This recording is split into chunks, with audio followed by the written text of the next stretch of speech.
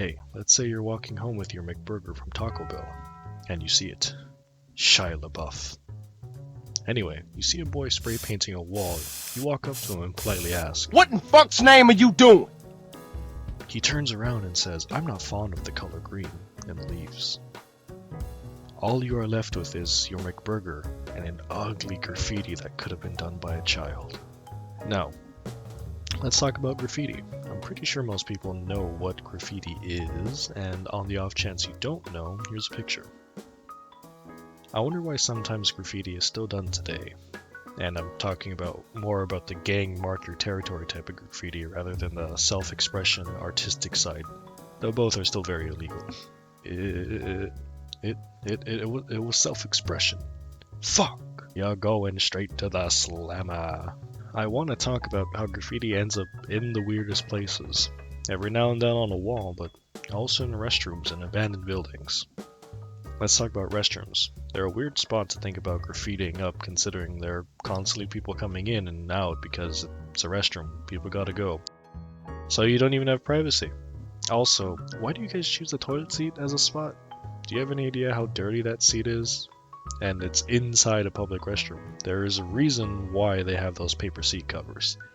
And you want to sit there and carve something into it? Not to mention that public restrooms aren't always the cleanest, so they most likely have some ungodly smells in there, and you want to be right where most of the smells come from. Also, leave the sink mirrors alone. I don't know why you guys decide to scratch your whatever into them. Why? I look at them and I don't really have another thought after. I just go, why would you do this? And that's it, and I walk out of the restroom. Next, why do you also visit abandoned places? Maybe it's to practice in peace away from the law, but walking into an abandoned creepy hospital doesn't seem like it's worth it. Not to mention that the place could also be dangerous considering the building hasn't been maintained in however long it's been since it was abandoned. And if you fall through a floor or get stuck in a room, well, I guess you better get acquainted with your new family. On top of that, let's talk about how creepy places tend to attract creepy things. For example, let's imagine that you're spraying away and then you hear a couple of bumps in the dark. Then all of a sudden, the chupacabra, the boogeyman, and a couple of Victorian-era ghosts appear. Or something even worse than all three of those combined. Let's go. Now, granted, you may not believe in any of these, but you're still in a dark, old, creepy building.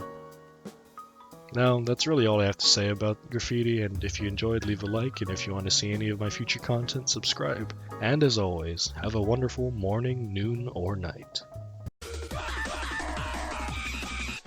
Pain is weak, speeding up, pain is weak, speeding up, pain is weak, speeding up, pain is weak, speeding up, pain is weak.